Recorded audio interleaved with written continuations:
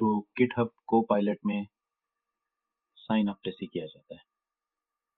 बस एक रिक्वायरमेंट है, आपके पास एक गिटहब अकाउंट होना चाहिए और आप ब्राउज़र में लॉगिन हो।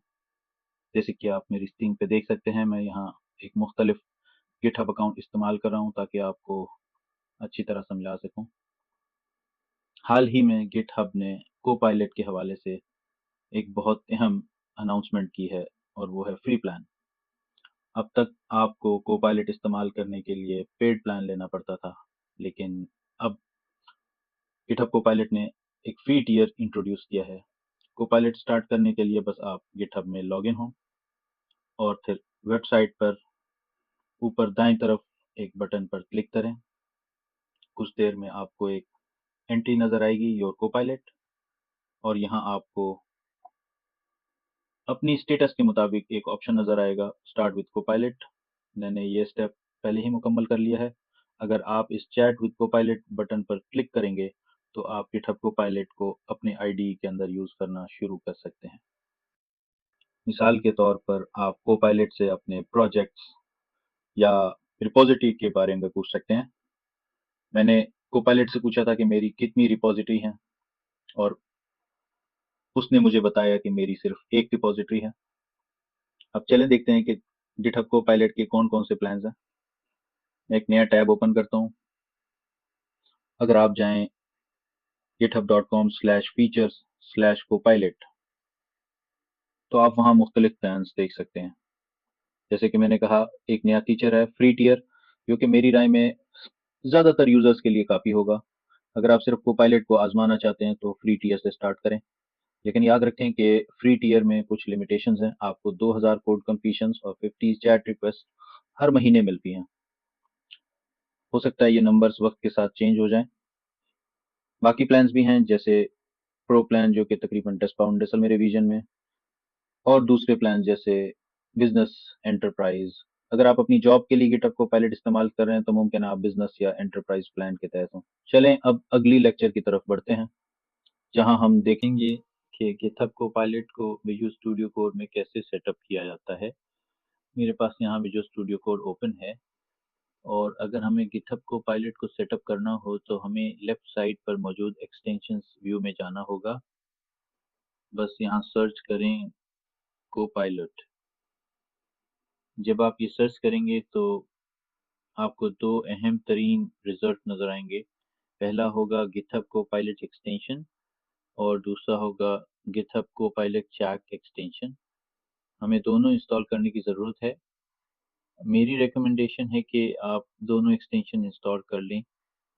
अगर आप सिर्फ पहला वाला गिटहब कोपायलट इंस्टॉल करेंगे तो दूसरा यानी कोपायलट चैट भी ऑटोमेटिकली इंस्टॉल होने लगेगा। ये थोड़ा वक्त ले सकता है, लेकिन चंद ही लम्हों में दोनों इंस्टॉल हो जाएंगे। जैसे ही ये इंस्टॉल होते हैं आपको वीएस कोड में एक नया सेक्शन दिखाई देगा, गिटहब कोपायलट चैट व्यू। साथ ही आपको एक नोटिफिकेशन भी मिलेगा जो कि आपसे कहेगा कि गिटहब कोपायलट को यूज़ करने के लिए गिटहब में लॉगिन करें। तो हमें अपना गिटहब अकाउंट लॉगिन करना होगा, वो अकाउंट जिस पर कोपायलट का एक्सेस हो। जैसे ही आप लॉगिन पे क्लिक करेंगे एक ब्राउज़र विंडो ओपन होगी जहां आप गिटहब में साइन इन करेंगे। लॉगिन करने के बाद आप वापस वीएस कोड में आएंगे। अब चूंकि ब्राउज़र में लॉगिन हो चुका है, इसका मतलब है कि गिटहब कोपायलट हमारे सिस्टम में एक्टिव हो चुका है। अब सवाल ये है कि हमें कैसे पता चले कि ये एक्टिव है। तो वीएस कोड के स्टेटस बार में राइट साइड पर आपको कोपायलट आइकन नज़र आएगा। ये आइकन हमें बताएगा कि गिटहब कोपायलट की स्टेटस क्या है। अगर ये कहे रेडी तो इसका मतलब है कि कोपायलट यूज़ के लिए तैयार है।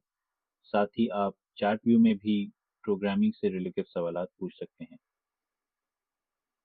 तो अब हम अपनी कोर्स के अगले हिस्से की तरफ बढ़ते हैं, जहां हम देखेंगे कि गिट कोपायलट को इफ़ेक्टिवली कैसे यूज़ किया जा सकता है।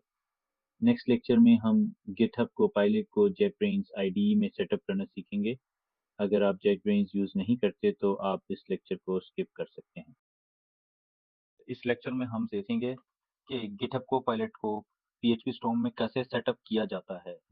इसके लिए मैं जाऊंगा फाइल, सेटिंग्स या अगर आप मैक ओएस पर हैं तो प्रेफरेंसेस में, फिर प्लगइन सेक्शन में जाकर मैं कोपायलट सर्च करूंगा और ये है वो प्लगइन जो हमें इंस्टॉल करना है, गिटहब कोपायलट प्लगइन। और मैं उसे इंस्टॉल करूंगा, टर्म्स को एक्सेप्ट करूंगा और फिर आईडीई को रिस्टार्ट करना होगा। आईडीई रिस्टार्ट करने के बाद तब हमें गिटहब के साथ साइन इन करना होगा ताकि कोपायलट काम कर सके। आप इस नोटिफिकेशन पर क्लिक कर सकते हैं जो कि कहता है साइन इन टू गिटहब।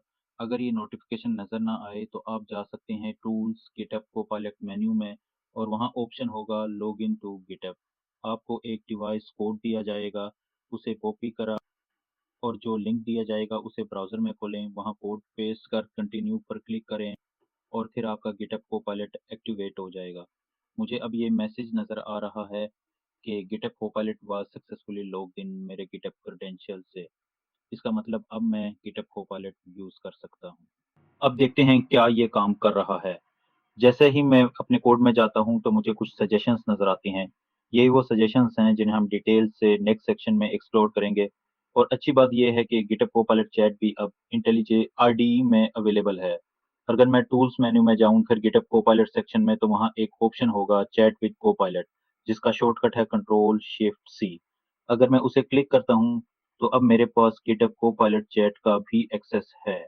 मैं अब कोपायलट से कोई भी सवाल कर सकता हूँ। मिसाल के तौर पर मैंने उसे कहा please generate some sample JSON और आप देख सकते हैं कि उसने नाइसली एक सैंपल जेसोन जनरेट कर दिया है। तो उसका मतलब ये है कि गिटहब कोपायलट चैट भी इंटेलिजे आईडीई में प्रॉपर्ली काम कर रहा है।